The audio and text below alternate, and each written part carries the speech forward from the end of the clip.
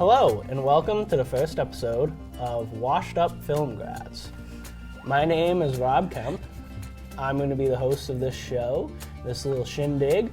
My credentials, which do not make me qualified to talk about film, but my credentials are that I am a film graduate, communications with a concentration in film graduate from Fitchburg State University.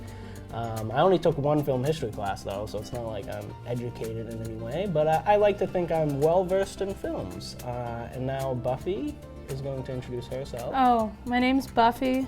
I'm also a film school grad from Fitchburg State University, and I actually never took a history of film class. I only took history of TV once. So I'm going to expand my film knowledge with this show. And Chris? My name's Chris Piccaro. I am a business and film graduate from UMass Amherst, and I actually have taken my film history classes. Wow. Multiple, Okay. actually. So I did not think I would be the most well-versed in a subject at this table, but it turns out... Does it make you well versed though? Oh, well, we'll let the viewers decide now. Who knows more about film? I've created my own film education through many years of watching things, so... All right. What do you say we get started? Well, we will be getting Mr. started. Host. So to explain what this show is going to be is each week one of us is going to take a movie that the other two haven't seen. We're all going to watch it and then we're going to discuss it. This can be a movie you love for certain reasons or just a movie you think the other two people should see because of significance. But I was able to have the honor of picking the first movie that we've done. And my pick was The Rocketeer. It is from 1991. It's a Disney movie. It's an hour and 48 minutes. It is directed by Joe Johnston of Captain America, the First Avenger fame, also of ILM fame. He got his start over there. But yes, we're going to discuss this movie. We're also going to discuss it in full, with full spoilers. So if you haven't seen this movie, go watch it and come back before watching this episode. So we're going to get started. Who wants to start talking about the plot, storylines, pacing? Anybody? Well, let me give a quick synopsis of the movie. Spoilers ahead. Yes, I have the synopsis here. So, a young pilot stumbles onto a prototype jetpack that allows him to become a high-flying masked hero, the Rocketeer. Yep. What a movie. Is that what you start with? Yeah, what a movie? First off, I want to say that I had never heard of this movie before you said, Really? Watch this movie. Never knew that this thing existed. But then when I saw the mask, I was like, oh, I think I've seen that in pop culture before, right? My biggest takeaway from the movie is, a young Jennifer Connelly in another movie playing the girlfriend of a rambunctious pilot living in California.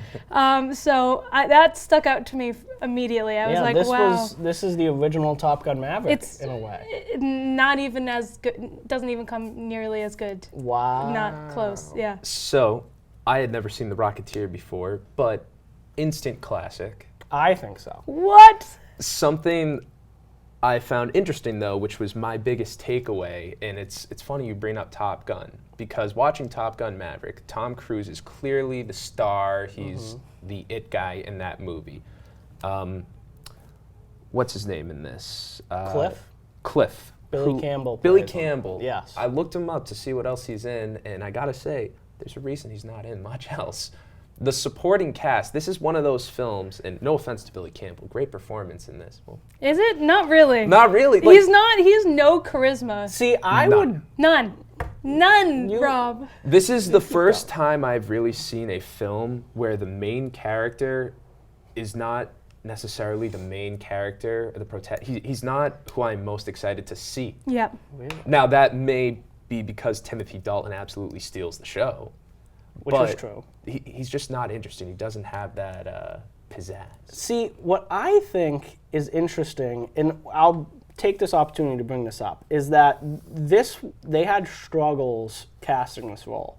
So Disney wanted a A-list guy, and Joe Johnston and the producer were like, no, we want someone else. We want this guy. They wanted Billy Campbell. He actually got the role because he came in by getting the same haircut as the guy in the comic book, which this is based off a comic book by David Stevens. But some of the names that were in contention for Cliff, you had Kevin Costner. Already would have been a better movie. No. Already. Just keep going. You have, what's his first name? Modine. I have no idea who this guy is. Yeah, he's in Stranger Things. He's Oh. Papa or whatever. Oh, that guy? Yeah, is it David Modine? Oh, okay. Whatever, Modine. Emilio Estevez, Bill Paxton, Dennis Quaid, There's so many different Kurt people. Russell, Johnny Depp, and Vincent D'Onofrio were all in contention for this Kurt role. Russell would have been fun. Kurt Yeah. Russell would have been a good He would have Rocketeer. been, I think he would have made it fun. See, what I think I liked about it, though, was that it wasn't distracting that he, like, if Kevin Costner was in it, it would have been distracting that it was Kevin Costner to me. I think it was nice that, like, he felt like a real person, like a real guy who's just like this, like he's a test pilot. Like, he just goes up and tests planes. Like, he's just like that guy.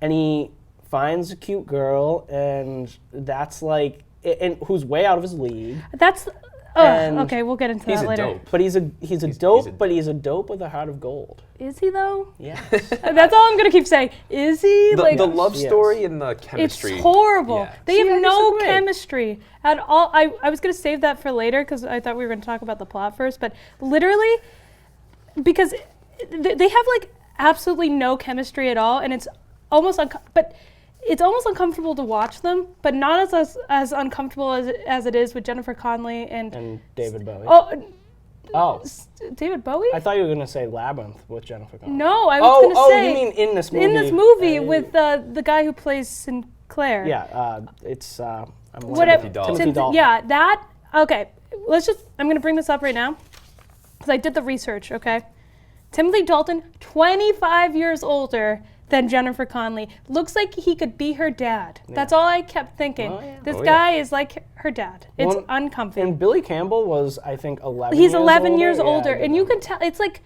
Really? yes, I would not have guessed I that. would have. yeah. He looks so not. Like he should not. Yeah. She looks so young. Oh, she looks like she's like young. She's 21 Yeah. in the movie, and he's in his 30s. I don't know. I understand this is how Hollywood used to be, and they still kind of are doing that. But there was something so egregious about it in this movie that made me so uncomfortable because I was like, she's so young. But and these that's guys why are it so works old. with Timothy Dalton because he's supposed to be this creepy. Yeah. The way that he's trying to like use her, and what does he say? He didn't lie. He was acting the whole time. Which he was was a with funny him. line. Right. He's trying to, or not trying to be a creep, but he's supposed to be a creep. And the whole thing with the chloroform and Yeah. Yeah. No. Well, do you want to go through the plot and the Yeah. story? Okay. So it starts off with these guys doing their plane stuff, and they're getting them up in the air in this new plane. Also, just going to reference the gum that they use, that they, like, for good luck, they throw on a plane, they put on a jetpack. Phenomenal, like, thing that I see throughout the whole thing. That, like, they keep doing it throughout the movie, and even when he goes in to the house to meet Jenny, he, like, takes the gum and, like, puts it on the door because he doesn't want the gum. But I just think it's funny. He doesn't throw it away anyway. He just, like, puts it on, like, the window or whatever. So I like those transitional things. But they're up in this plane, and then suddenly we get into this car chase. Bullets flying. Yeah. Okay. I have something to say about this. Okay. Why the heck? Oh, they're in this high-speed gun chase, right? Yeah. Why are they like, we gotta shoot this plane? It makes no sense. Why are they trying to shoot the plane when well, my theory for that was, as we have established, Cliff, is it Secord? Yes. Is a dope. So he sees two cars speeding down the street, and he's thinking, oh, I want to go in and get a better look. So he flies so close, and these guys, they don't know what's going on. They know the FBI's after him. They see this plane right there. You got a They're just machine like, gun? Get out of my way. I just don't find that very believable that they're like, well, we're in the middle of a high-speed chase. and we're trying to shoot these other guys that are If much you more. want to talk about believable, I don't know if this This is whole movie is not believable. There's so No, many but problems. it's a fun superhero But- movie. Is it that? But I feel like there's so many better movies that do this. I know. I was Okay, not- but better movies that do this within the last 20 years? Because if so, then this is, in a way, the blueprint.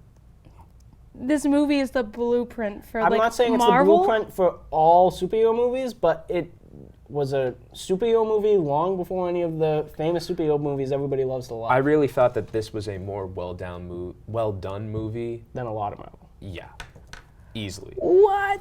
Oh my god. Listen, and what it I'm comes gonna, down like, to What? Yeah. is mainly the pacing. Yes. The pacing of this movie is incredible. Like, I was watching it, there's not a down moment. You move right through the whole thing.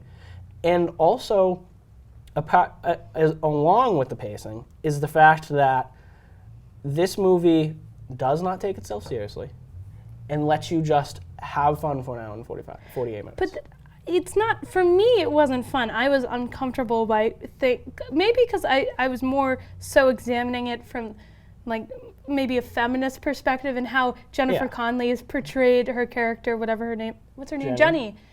Her name is her Yep, real name. same name.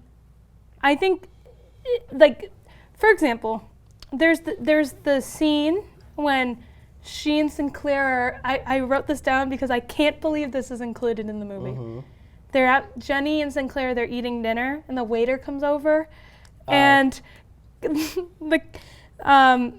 Sinclair says that, or the waiter says he's doubly charmed. Well, and then yeah, it's not a waiter, though. It's like W.C. okay. Fields. He's like a big producer. Okay, or not whatever, No, producer. creepy old guy. It was, and then the camera, and I understand there's a way you could have shot that, and then it would be creepy, and then not like male gaze type-esque moment. But the moment when the camera pans down on her breasts, I was like, oh, this is a kid's.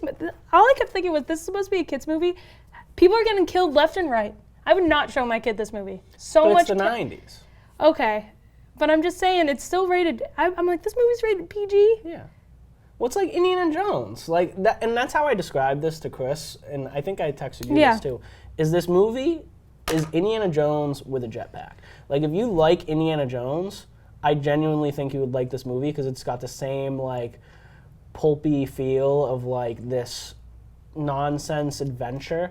And The first half of the movie, all I could think about was this is such a classic Disney movie pre like 2005. I'm thinking Holes, Disney's The Kid, where it's just a small town, kind of dusty. But And I wasn't thinking Indiana Jones until the second half of the movie, and this movie is just so fast paced for the last probably hour. yeah. Well, it's set in LA though. That's what confuses me. It's LA, but it's not really LA because it's like we're in a small town, but it's not a small town. It's Well, LA. they're outside of LA. But I don't think they're like barely outside of LA. But the Yeah, flight, but how it's big also- was the flight community? And Also, it's 1938. yeah. So LA wasn't like, Is that the year it's set? 1938. 1938. Okay, I was because wondering it's, that. yeah. Well, because it's pre-World War II. Yes, and it actually like says at one point, it's clearly you weren't watching enough. It says at the beginning, it's like Los Angeles, 1938. Okay, I was wondering that because Yeah. I hate to break it to Cliff, but he's going to be a pilot in World War He II. probably will be, yes, most likely. I think he's going to be using his jetpack. Maybe. They started rebuilding the jetpack. They were like, oh, here are the blueprints, so. All right, so that's a good segue for this. Doesn't really have to do with, I guess it has to do with plot, but Alan Arkin, Phenomenal. great performance, but every time he's on camera, all I can think about is, that's Alan Arkin. I can't see him as the guy in the role. Like, it's Alan Arkin if he could build jetpacks and, like, fix planes. And that's fine. It works. I love it, but I don't know. Did anyone else have that problem? Or I is it No. just me? didn't. I didn't know who he was. You don't know who Alan Arkin What is he in? Argo. Well, Argo, he probably, did he win for Best Supporting Actor? He had to have been nominated, right? I think he won. Yeah. I didn't So, see like, he's a Argo. big-time actor. See, maybe I went to film school, but I'm not very cultured. I mean, Alan Arkin's a pretty, like, recognizable name. But, He did yeah, I build think, a so after we have been bouncing around this, so there's a car chase, and then Yeah. these mobsters hide this rocket pack in a plane at their field after Cliff crashes. Eventually, he finds this jetpack, and him and Peavy get together, and they start like fooling around with this jetpack. And then now, next thing you know, the guys coming after him, these mobsters and stuff, and they're like, what the heck, we gotta get rid of this thing. But they don't get rid of it until Cliff goes on a few adventures with this jetpack, including saving his girlfriend, Jenny. The big dude chasing after them, I don't know what you would call him, like a brute. He's a tree. With the scary face. Yeah. Terrifying. I was like, oh, this is very 90s. Oh, yeah. And he's it's speedy, too. Yeah, He's it's like- that perfect, like, 90s, like, protagonist who's just, like, they had all those guys. Actually, there's one in your movie. Like, this big Yes. brute guy Yeah. with, like, a scary face that Yes. we're going to talk about eventually. Very with this movie. Frankenstein's monster. Yeah, Frankenstein's monster, kind of like villain. He's got the voice, too, like that low, grumbly thing that I just love. Well, apparently he was a basketball player. I looked him up. Not surprising. Like in the NBA. Yeah, the guy was it? had I to didn't be know like who it 6'9". was. I don't know his name, but I saw that he was a basketball player, Interesting. which makes sense because he's Yeah. very tall. Oh, yeah, he's definitely tall. Is that his Tiny Ron Taylor is his name? Tiny Ron Taylor. I love it. What a nickname. How tall was he? 7 feet. 7 feet tall. And they got him to do this movie of just he doesn't have to do much acting. He just chases. No, oh some gosh, guy. no acting He's at all. also in Ace Ventura: Pet Detective and Star Trek: Deep Space Nine and Voyager. Wow. So guest star performances in those shows probably, like an episode. But Mm-hmm. I figured you would have seen him before. I have not watched either of those Star Trek shows though. But yeah, Shame. I know. Shame Thought you were a on fan. me. Thought you were a fan. That's right. Yes. So the big, like, shocking turning point of this movie is when Jenny goes in, and the moment is played, I think, so well. The moment is so well played. She goes into the secret lair of Sinclair's. You think he's just like this jerk who wants this backpack, this jetpack. And then she goes into a secret lair, and she's like, oh my God, there's a radio. Let me try to signal for help. And then suddenly this German voice, like this German accent in German is like speaking in German, and then he says Sinclair. And you're like, oh my gosh. And she picks up the book with the Nazi symbol on it. and He's you're a like, Nazi the whole He's time. a Nazi. I'm like, oh my gosh. So that took place at about an hour 18, 19 minutes into the movie, the Nazi reveal. And So you got 30 minutes left. Yes. And from that point on, the foot never comes off the gas. Oh yeah. And then the blimp comes in shortly after that. Which I So think, stupid. no, listen. It is so stupid, Rob. I literally said to Chris earlier, we tried not to talk about the movie much, but we were sitting in the car waiting for Buffy, and I said to Chris, the blimp, setting your final action set piece on a blimp is the most brilliant thing you could ever do. No, okay. There's so many different problems I have with this movie, but that is the biggest one. You're telling me the Nazis fly a blimp. A Well, it's the blimp Luxembourg. across the ocean. And it gets to LA and no one notices that there's a Nazi, because if they wanted to be incognito about it, they didn't have to put the Nazi symbol on it. Okay. They put the Nazi symbol on it. The U.S. government doesn't know that this is happening. They don't see a giant blimp going around with the Nazi symbol on it. I feel like the But he pulls like a string. They may have just had the blimp in hiding, and then they're like, all right, we need it. Hoist the flag. Or it's the most unbelievable Okay. thing about the movie But is like, the blimp. if you want to talk about like Marvel movies, to compare it again, like you got to compare it to Marvel if you're going to compare it to things, because that's the big star now. Is all the Marvel movies you got like an action set piece in a city that gets destroyed, but this, it's unique. You're on a blimp. Like how? Like totally 1930s era thing to Okay. be on a blimp. Indiana Jones is on a blimp. Yes, and it highlights his flying, because he has to fly around. So it highlights that also in the air, and it's just fun watching him run around on top of a blimp. Then the blimp explodes, and you got So stupid. you got Howard Hughes and our guy Peavy flying in on the helicopter So plane. I thought Stupid. that was the most unbelievable part Yeah. of the movie. Forget the blimp. Also, how about when Howard Hughes says when Cliff jumps on a model of the spruce, whatever, the It really wood does fly. plane, or and he's something. like, "Oh, it does fly," and I'm like, "No, it doesn't, Howard. It does not fly."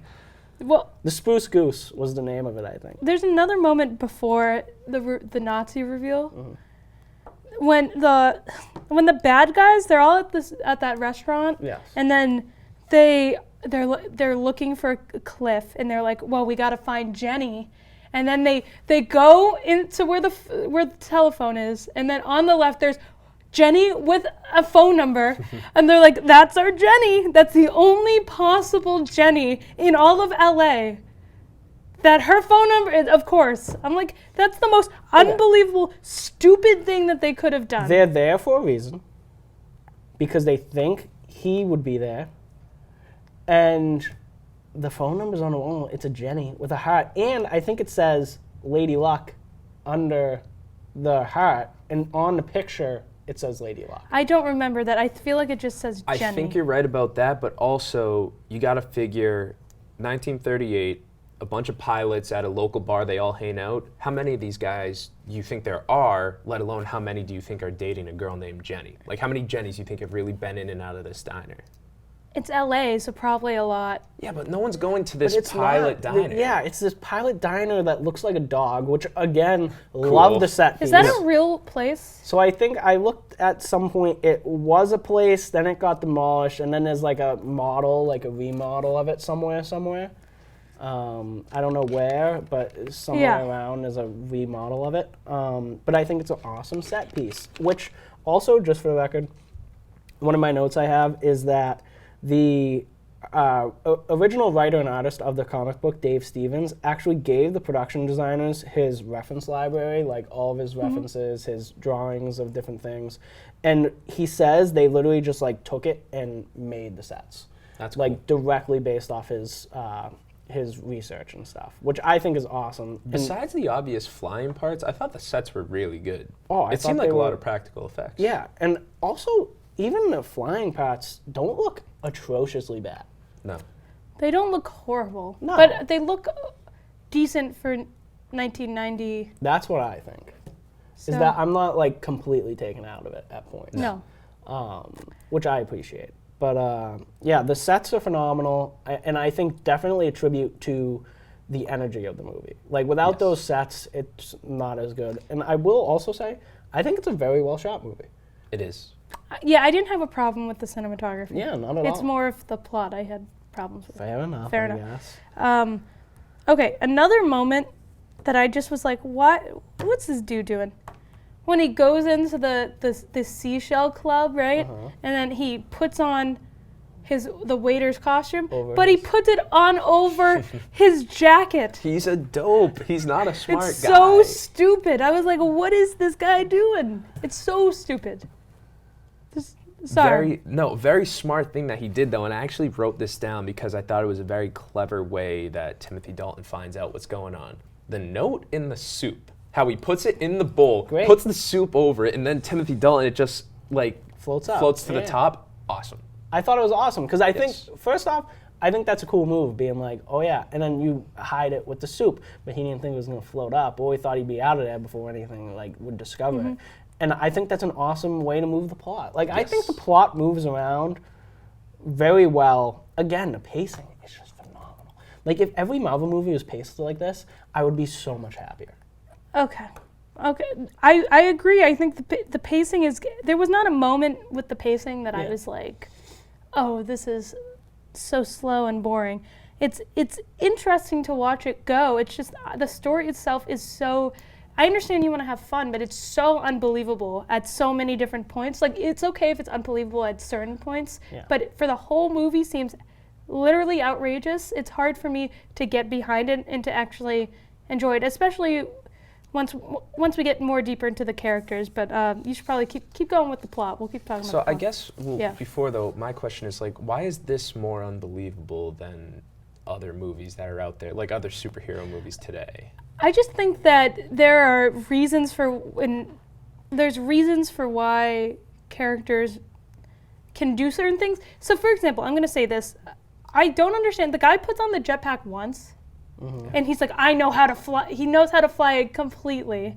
Like, that's so unbelievable. Where at least when we're watching superhero movies, they get their powers or something, and they're not good immediately. They have to work at it. Well, that he was type a of little thing. rough. Like, and even he's always a little rough at it. Like, I don't think he's a Is he professional. really though? I'll agree with you there, where I think it's more believable that he learns how to fly the jetpack than he learns how to fight all the Nazis at the end of the movie. Yes. That's fair.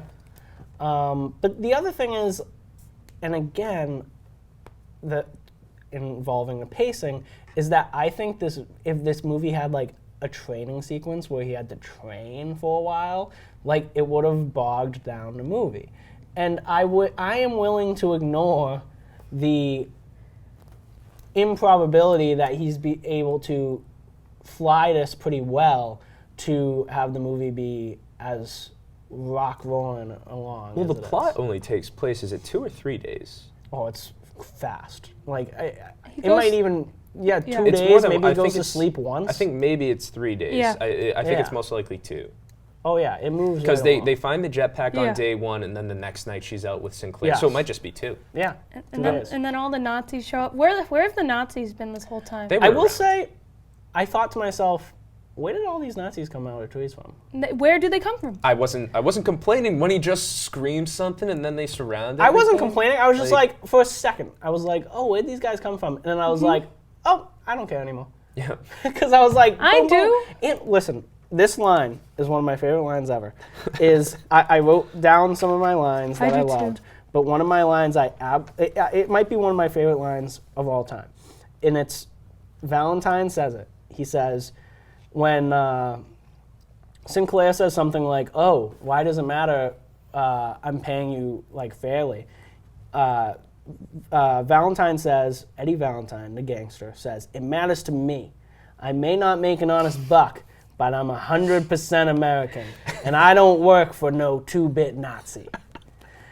That was okay. That's a whole other thing. Okay, It's so so unbelievable. Okay, I love how this scene is set at the Griffith Observatory. 'Cause Also one of my big things, I actually really love that because I've been there and I was like, oh my gosh, like I know Yes. exactly this. Another thing. great like set piece. That's like, a good they just, LA thing yes, to do. The set pieces. I agree, all phenomenal. but the fact that the mobster's like, dude, I gotta kill you because you're a Nazi. I'm American. It's like so crazy that I don't. Also- for the time, I don't think it's that crazy. It's also supported by Also- history, I think. Are That they are they Italian mobsters? Because if they're Italian mobsters, wouldn't they have some allegiance to Italy? And Italy were fascists, so wouldn't that? So I saw something that a lot of, I didn't write this down, but I saw a note that it makes sense because Mussolini did a lot of like shady stuff to like this like certain group of Italians that would have made like American Italians pissed off. Okay, Would have okay. made American Italians angry. So I Okay. think like, and you're an American. Like it doesn't like at some point like you're like anti-fascism, like especially if you grow up as an American and you're like one of these guys, like you're like, oh, Well, this is just Fascism speculating sucks. like how the story goes, but if it's 1938, they just made it through Prohibition. I don't know if they've been there for Yeah. 20 years or whatever, Yeah. but they've already been making money just being over here Yeah. and like establishing themselves, Yeah. like you were Sure. saying. So I think it's realistic, and I love it. No matter what, I love it. It's an awesome line. It's like anti-fascism. It's like, yeah. I'm not always like, yeah, America's the greatest thing in the universe, but Yeah. like they can't do wrong. But I think that line's awesome, and I love it. It's so fun. Well, And the gangster FBI team up. Oh, the gang. That was when they look at each other and then they keep. Yeah, that's good. I Chris have said that the same written down. thing. Yeah. I The liked look. my favorite line that I wrote down is "You'd be halfway to Kansas now, you chowderhead," said by Pete. Is that his Yeah. name? I thought it was Pete. What is it? It's well, I think his name might be Pete, but he's Peavy is his like nickname. Peavy, and that great line. I have a That's something else I wanted to bring up first, though, while we're on the topic of names. The names of the characters, they nailed it for everyone. agreed. Like, Neville Sinclair sounds like a 30s, 40s Yes. box office star. Perfect name for a bad guy, too. Oh yeah. And then Cliff Secord sounds like a pilot, and Yep. Peavy as the Yeah. quirky He's test a guy. Quirky, yeah, Come on. Peavy. Peavy. Yeah, and actually, a fun fact I saw about Jenny is that her name was originally Betty Page, named after Betty Page. Yeah. The what I can't think what she did, but she actress whatever. She was a pinup. Pinup girl. Yeah. So I guess Dave Stevens, the writer of the comic, was friends with her. So when he wrote the comic, he wrote Betty Page as the name, and then she didn't want her name in the movie, so they had to change it to Jenny. So did they just change it to Jenny because they cast Jennifer Connelly? I don't know. Maybe they picked Jenny beforehand. But also, since we're talking about Jennifer Connelly being cast, there were a couple people that were in line for the Jenny role. Where are my notes on that? This is... also, Bill and Jennifer were actually together in real life for 5 years. 5 years? Wow. Yeah, and then they were engaged, I think, at one point, but then did not stay together. Well, now Paul Bettany is much better. Yes. But some of the people who were in line for the Jenny role, I also have some for Sinclair, which the two for Sinclair are very interesting. We could actually talk about it. Okay. But Sherilyn Finn, who I don't think I know, I don't Kelly know. Preston, who's I know done Kelly things, Preston, yeah. Diane Lane, which I think is really interesting. Really? Yeah, Elizabeth McGovern, Penelope Ann Miller, all for Jenny were possibilities before they settled on. I could have seen Kelly Preston, but Diane Lane would have been... Would have been interesting. Imagine Diane Lane and Kevin Costner were the... That would have been very interesting, but I don't know. I like it, but quickly, while we're talking about the castings, so this one's obvious, but Pesci turned down the Valentine role. You're telling me this could have had Pesci, Arkin, Kevin Costner, and... The movie this could have been, and Wow. wasn't. Yes. It would have done better than 46 million at the box office. The two interesting ones I really loved for Sinclair, which I think we can all agree Timothy Dalton's the best actor in this movie. Yeah. Nailed it. Gives the best performance. He's phenomenal. So creepy. Yes. But So uncomfortable. the two people they had in mind for Sinclair could have also knocked it out of the park. The two people they had in mind were Jeremy Irons. Chris is thinking. He's like, No, I could have... So when did... Was this around the same time as Die Hard 3? I think it would have been like within the Probably. same... around the same time. Die Hard 3 is probably a little after. All right, so 95. It's 4 Yeah. years after. But Jeremy Irons. that would have been very interesting. Awesome villain. Yeah. And then this one I think I might like more is Charles Dance as Sinclair. Who's Charles Dance? Charles Dance is the guy. Well, he's in Game of Thrones. He plays the. Oh, the older bad guy in Game Yes. the Lannisters. Yes, the Lannisters. Yeah, I think he would have done good, but I think I like Timothy Dalton I think more. Timothy Dalton's a perfect casting, Yeah. but it's just interesting to look at what it could have been. Well, should we finish up the Yes. plot? Because I Yeah. definitely have more things. Okay. The most glaring thing. So, the Nazis think, they're like, if we get these jetpacks, we can fly the jetpacks across the ocean to get to America. It's so stupid. I know, that's all I keep saying is that this movie's stupid. But I just think it's this. They already have airplanes. So what is the difference between a jetpack and an You're airplane? smaller, I think you're I more can take this. agile. Okay, Chris. The Nazis snuck a blimp into California. That's They could true. sneak an That's true. entire Actually, army. in this universe, Yeah. okay, I will not. You'll concede. I will on concede that because in point? this universe, the Nazis can get an entire Nazi blimp across the ocean, so they can do this. I'm yeah. glad you brought that point up though, because the propaganda behind the video that Yeah. Howard Hughes has with the Nazi Yeah. plan and all that, I thought that also hooked me, and I think it comes before the Timothy Dalton Nazi reveal. No, I think it is after. It's after. Because It he is knows after? that they have her. Yeah. Because So- he's got to go get her. I thought it was a pretty well Oh, yeah. thought out scheme of what the bad guys would want to do, and it's also great incentive why obviously Timothy Dalton needs the jetpack. But you brought up earlier the bubble gum, and I don't know why I'm just thinking of it now. The way Timothy Dalton loses, I love it. awesome. I keep saying awesome talking about this movie, but this movie is just awesome. Yeah, he just peels off the gum, and then Dalton, being the foolish man who's all, thinks he's the greatest and thinks he wins, just flies off, and then boom. Does he turn on a German accent in the Okay, second? so Yes, he does. this yeah. whole time I was like, his accent is all over the place the whole movie. That's my one critique. It's all over. Is Is it it? Is it British? Is he trying to do American? Is he trying to do German? Like that's all.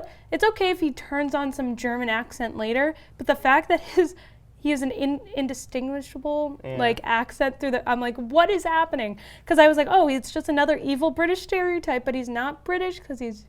So German? I thought, I was, when we got to the end and he switched on a German accent, and I hadn't watched this movie in a little while, I always thought he was just a Nazi sympathizer.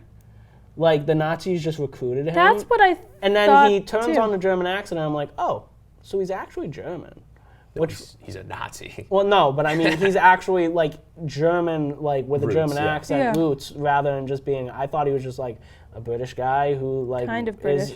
kind of British guy We don't who's know. in Hollywood, and he started sympathizing with the Nazis. Like people did, like people who weren't from Germany. Mm-hmm. Like what's it, Philip? I mean, not Philip. I know who you're talking about. The- The uncle. The uncle, it's Yeah. not Philip though. I can't think of his name, but the British uncle who was king and then abdicated the throne. Edward, maybe. Yeah. He was a Nazi sympathizer, met with Hitler multiple times. Possibly was going to give Hitler. This has no relevance to this, but so it happened. So I thought that was it. But then he's actually German, I guess. Which again, it's. You're supposed to, not to say you have to turn your brain off when you watch it in movies, but this movie you kind of just like turn a little bit off and just like enjoy the ride. I wanted to enjoy it more, Rob. I really understand. did, but there's just so many things that you have. Like, I understand suspending some form of belief when you're Yes. watching a movie, because you have to do that sometimes for some things. Like Star Wars, you put Yes. everything back. But this movie, there's just so many glaring things that I just kept being like, I'm bothered by this entire thing. And maybe, again, it's a children's movie that's not really a children's movie, but it you know, it is what it is. So maybe I'm not the target demographic for this movie, but nevertheless, didn't do much for me. The point about it being a children's movie is so funny to me because it is a children's movie, but I think it starts with the two gangsters at the very beginning in the car chase when he gets out and just realizes that his buddy is shot, and I think they show a dead body. They did, for- yeah. And then the part where, what was his name? Not Tiny Tim, but Oh, the big Yeah. Lothar, I think his name is. when he visits the guy in the hospital and And just murders him. Yeah. There's many different Well, dead bodies that are yeah. shown in this movie. Well, when they show Multiple. the Bigelow body, his leg is literally like above his head, and I wrote that down as a note that I thought it was so funny. And what did the FBI guy say? He folded him in half. It's true. It's Another great casting, that guy. He plays the same role in Bigelow? every movie he's in, just Oh, yeah. a ratty jerk. Yeah. I don't even know if I can tell you what else he's in, but I'm like, oh, I've seen that guy before. He's in so many things. Oh, yeah. Always with the mustache. Yes. Okay, so what do you, just to finish up the plot, the ending, he wins the day, wins the girl. He's like, I'm in love with you, Jenny. And they finally are on the same page. She shouldn't be in love with him. I agree. Okay, they're finally on the same Okay. I page. agree. And then at the end, Howard Hughes shows up, like a cool guy he is. Which also, I guess, the other thing is Howard Hughes wasn't actually anti-war, but like there was a like other character in the comic, but they were like, we're gonna change it to Howard Hughes. So, anyways, but I love the Howard Hughes factor in it. So he shows up and he's like, kid, yeah, blah, blah, blah, and gives him the plane. I was like, heck yeah. And then he throws him the gum, which again is one of my favorite little details of the movie, which I guess that's true that like that gum brand is like people, like pilots use that. Like that's a thing. So It's a thing. It's a good fact. it's a thing. Throws him the gum and he's got the realization, hey, I get to go to nationals. And he gets, And Connolly gives Arkin the blueprints. the blueprints, so you could have had a sequel to this thing. That I would never see. Okay, I don't want a sequel, I want a reboot. well, Yes. to give you the Don't detail, tell me they're doing a reboot of this. they're doing a reboot. No! Oh my And guess god. who it stars? And I might butcher his name, I'm going to try my best. It's David Oyelowo. Who's that guy? So he played Martin Luther King Jr. in Selma. Okay, yeah.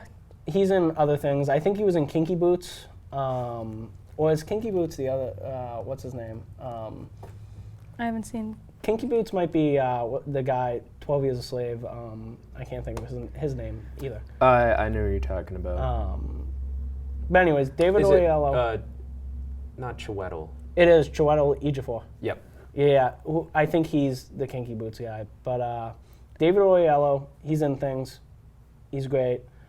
He's awesome as Martin Luther King Jr. So they're doing a reboot with him, and I think the story is going to be that he was one of the Red Tails from the first black pilot, like completely black pilot, Air Force regiment or whatever. I don't think they call him a regiment, pilot corps. So he's one of those men, and then he gets a jetpack and goes on to be the new Rocketeer. I don't know if it's a complete reboot. Okay. Don't know if it's complete reboot, like he gets the jetpack, like he finds it from Secord, like Secord left it somewhere, whatever. I don't know if that's how it's going to be, or they're going to completely ignore. Could they bring Arkin back? I don't know, maybe. Well, and that's the thing. I don't know if that's how they're going to do it, or they're going to do it as like Total it's just reboot. completely Who's reboot. directing it? I don't know if there's a director attached right now. Chris has it up, so he'll be. Well, able right to now, tell us. all this says is that he's rumored to be in it. It's not confirmed. The writers are Matt Spicer. Can you look at Yeah. the writers? Yeah, who? All right, Matt Spicer. Oh, I remember looking at this. Ingrid Goes West. What? So indie film writers. They're not just like Yeah. And Max Winkler. Oh, Flower. Yeah. So like Okay, indie yeah. guys. They're not just like these guys who. And I like, assume Dave Stevens was the he original. Yeah, he was the comic. So he's credited for the characters. Wow. So yeah, it's not like they just hired like, Joe Marcus and McFeely. And again, love Marcus and McFeely. But it's not like they hired like big like Yeah. studio guys. Well, they couldn't afford to. No, but to they hire hired Marcus two McFeely. guys who write small time things, which I think is a plus. It's the way to go. Oh, totally. the Especially way to for go. this, I wouldn't want a big budget. This is a movie that's got to stay semi-grounded. I understand, like, it's with the blimp and stuff, it's not. But Yeah. Can we get into the characters? Yeah, let's now? get into the because characters. As I don't buy, as I said before, the Cliff and Jenny relationship, and it's even crazier that they dated in real life, and I feel like they have absolutely no chemistry on screen. Cliff tells Alan Arkin that he loves Jenny. I don't think ever at one point in this movie he says, "I love you" to Jenny. And I was waiting for it. She says, "I love you," and he just kisses her. He never once says, "I love you." I guess that's true. Oh, that's so that makes it even more cringy. I kept thinking, Jenny, you could do much better than this guy. And I understand that's the type of, it's the 90s. And Yeah. he's an attractive guy. And there he is. But Jenny's like going to college and stuff, like, right? And she's with this guy. Well, I don't know if she's going to college. that- She wants to make it as an actress. Well, she's at drama school, isn't she? Because she's at a dorm. Oh, I Yeah, just where's assumed she it was living? I just assumed it was like one of those old school things where like this woman had a house and she like took care of the house and people like girls paid her to live in Oh. the house. I think and- you're right with that. Yeah. Is it that? Okay, I don't thought know it what those was like were a drama. called. I thought she was in like Yeah. a dorm. No, And I think it was like a boarding house. They make like, references to it being a boarding house. It's a boarding Yeah. house? Okay. That was my assumption. I don't know if that's like the exact terminology Yeah. for it, but they do say like, or what is the lady when she's talking to Cliff when she's like, "No gentleman past 6 p.m." Yeah. And Cliff's like, "I'm no gentleman," He's a cool guy. What can I say? but he's not. He's not cool. He's such a Yeah. wannabe. Yeah. And about characters, is there a ton of development for characters No. in this movie? No. Is this a story mainly about plot? Yes. Like this isn't you don't come into this movie being like, "Oh, I can't wait to see these characters learn lessons." Like there's not really any lessons learned, except anti-fascism, I guess, is a lesson. Yep. I always think a I good also lesson, wrote right? would I say. wrote anti-fascism. What else did I write? Oh, following your dreams. Like he wants to be a pilot. He wants to do like that. He's following his dreams for the Nationals. I was really fishing for things here when I was like, what the heck is the theme of this movie? There is And not. helping people, being a good person, being a hero in Put your good own out way. Put good out the- there He gets and the good will plane at come the back. end. Yes, exactly. The theme is to kill Nazis. That's the theme. Maybe. again, is that a bad thing? It's I not. don't know about like killing, but like I'm anti-Nazi. Like Very I think being anti-Nazi. I think anti-Nazi we is can all good. agree this podcast is anti-Nazi. We are. That's good thing we confirmed. got that established. Yeah. Some other facts. Disney invented a shake cam device for the Zeppelin scenes to induce like the shaky effect. And it worked in the movie theater, but it didn't work on home video. So they actually had to steady it out in the edit. Really Yes. interesting. Wait, so what? So instead of like a steady cam that would like steady the camera, Yeah. they made something that would make the camera shake to kind of like induce But this then like shakiness. It on the worked when you Zeppelin. watched it. I guess in the theater they didn't get complaints, but once it went to home video, people were like, "What the heck's going on?" So they had to, probably because it's a bigger like Screen. viewing, Yeah, you don't notice and the movement. You don't notice yeah. as much, and then on a small screen, people were just like, "What is happening?" This movie, even though I didn't own it, is one of those movies going back to watch it that you just think this is such a VHS movie. Oh, for sure. Yeah. One that as a kid you'd be Yes. watching, and Oh, 100%. just an instant classic. Yeah.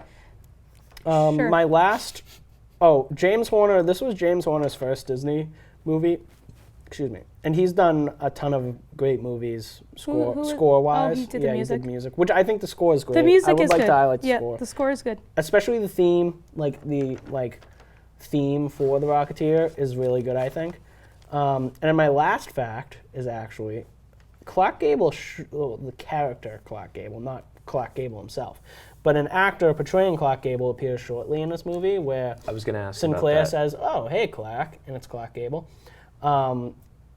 Hitler's favorite actor was Clark Gable, and Hitler put out a reward for capturing Clark Gable while he was in the service during World War II, because he wanted to like meet Clark Gable. So like he was like, if someone gets Clark Gable and brings him back here, you're gonna get a reward. So I think that is one of the reasons it seems they included Clark Gable in the movie. What a great plug for the movie. Like to have Clark Gable in there, even though it's just like for a 10-second. Yeah. Like if that's true, I know, That is- and if like that's Wow. all factual, but just subtle. Yeah. yeah. So yeah, I think it is fun that they have the little Clark Gable appearance. Also, quickly, costume phenomenal. I love it. That it's just like his pilot clothes and they just strap a helmet on. Love it. Simplistic. Couldn't get enough of it. I couldn't stop thinking that he was an equestrian. With No, the with the boots and boots. the, No, he's a the pilot. Looks like a khakis. pilot from He's a classic pilot, yeah, from 1938, Yeah. but he's got a helmet on, which is what I love. It's simple. I feel like we're at the point where we can get last thoughts. Yep. Who wants to go first? Are we rating it right Yep, now? you're rating out of 5 because we're gonna create a letterbox. We using decimals? We should use decimals. You can do, yeah, you can do Does decimals on Letterboxd Letterbox. Yeah, you do can that? do like 3 1/4 stars. So you have to do it by quarters of a star. Okay. So you could do like 3 3/4 or 3 Okay. 1/2. Thank you. I was really confused. Just clearing it up for everybody. We making it all clear. did go to college. Boo, boo, boo, boo. Okay. Wash-ups. We are washed wash-ups. up. Yeah. Um, So, Chris, what would you rate this movie? That's a tough one. If we're going by quarter stars, I really think that makes it a lot simpler. yeah, I'm actually changing mine slightly. I think I would go 3 1/4. Okay. So 3 1/4 stars. And your last thoughts on? It is what it is. It's a fun movie. I enjoyed. I think it's average to above average. I think if 3 is like average, that's why I give Yeah. it a quarter star. I would 100% watch this again. As I've said, instant classic. It's something that you can watch without thinking, accepting that it is what it is. I know I said that, but not much character development, completely plot driven. And I find it interesting that the protagonist, Cliff, is not really the most interesting part of this Yeah. movie. Yeah. He's probably my least favorite part. And he's not bad, it's just there's not No, too much yeah, about I him. understand. But I liked it. Buffy? I'm gonna give it assuming a. lower. I'm gonna give it a 2 out of 5. Okay. It's not the worst thing I've ever seen, but I also don't think it's great either. I think it's below average. Wow. I'm gonna say it. I would never watch this again, Wow. and I will Wow. never show this to my child whenever I have Wow. children, because I don't think it has any value for a child to see. These are all hot takes, and people are Very going hot to takes. roast me in the comments, maybe. I don't know. I hope they do. I hope they do. I hope so too. But overall, I didn't really like it that much. I think the pacing's good. Great pace. It's phenomenal The action pace. sequences are interesting, but it's not a movie for me, so it's a 2 out of 5. Okay. Well, this was my movie of the week. I'm going to give it 3 3/4 out of 5 stars. I almost gave it 4, but I think I gotta rein it back a little bit. I Yeah. gotta remember what kind of movie it is. I think it's a fun romp. I'm gonna call it a romp because I feel like that's the best way to describe this movie. It's fun. It's action-packed. The pacing is great. You're maybe not on the edge of your seat, but you were into it for the whole hour and 48 minutes. There's no like down points. You're just having a good time, and there's awesome set pieces. I think it's a very fun, I think, above average movie for like superhero standards. I think it's a great superhero movie.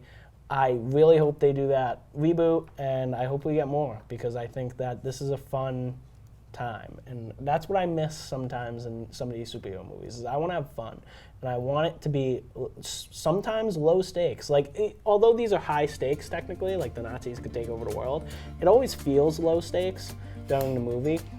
And I feel like I miss that in all the superhero movies that are now like, oh, we have to save the universe. I'm just like, I don't need that. Like, just give me a superhero doing something cool.